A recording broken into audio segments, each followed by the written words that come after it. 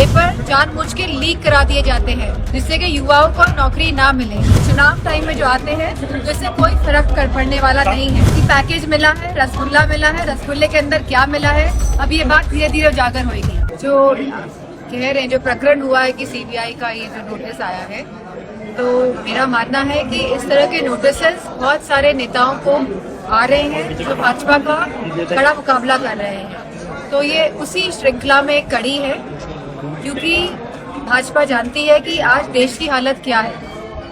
हमारा देश जो है वो 1.5 लाख करोड़ के कर्ज में डूबा हुआ है, जहां एयरपोर्ट बेचे जा रहे हैं, जहां रेलवे बेची जा रही है, जहां जो गवर्नमेंट की जो सरकारी जमीनें होती है उनको बड़े बड़े उद्योगपतियों को बेचा जा रहा है, जहां हमारे युवाओं के जो पेपर दे के आते हैं, जो आशाएं जागृत होती है कि शायद अब नौकरी लग जाएगी, पेपर जानबूझ के लीक करा दिए जाते हैं जिससे कि युवाओं को नौकरी ना मिले।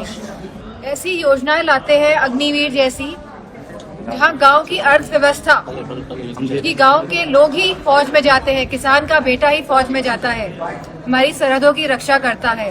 तो ऐसी योजनाएं लाके गांव की अर्थव्यवस्था को खराब करने का काम करते हैं। जहां महंगाई का सवाल है, जहां पेट्रोल का सवाल है, जहां बिजली का सवाल है, और जहां कहते हैं कि $1 ट्रिलियन इकोनॉमी, जहां कहते हैं डिफेंस कॉरिडोर की बात होती है, जहां ग्लोबल समिट की बात होती है, लेकिन पीएम मोदी कह रहे कि इंडस्ट्रियलिस्ट आते हैं और कहते हैं 60 लाख करोड़ का निवेश हुआ है उत्तर प्रदेश में।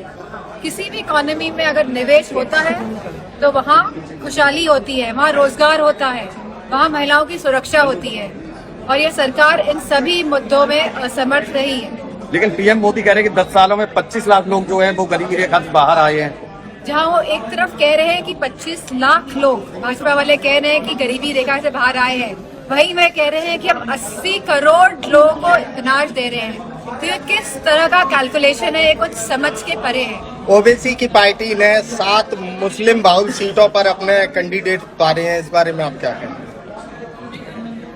मेरा मानना है कि अगर उन्होंने कैंडिडेट उतार रहे हैं, जो आप बात कह रहे हैं, अगर वो राउंड द क्लॉक का मतलब रोज लोगों से संपर्क बनाए, लोगों की बातें सुने, उनकी समस्याओं का समाधान करें तो अच्छा होगा। तो उनकी पार्टी भी प्रोग्रेस करेगी। ये चुनाव टाइम में जो आते हैं तो इससे कोई फर्क पड़ने वाला नहीं है। सांसद जी, आपकी पार्टी के लोगों को भाजपा में कैबिनेट में जगह मिल रही है? जैसे कि राष्ट्रीय अध्यक्ष जी ने कहा कि पैकेज मिला है, रसगुल्ला मिला है, रसगुल्ले के अंदर क्या मिला है, अब ये बात धीरे धीरे उजागर होगी।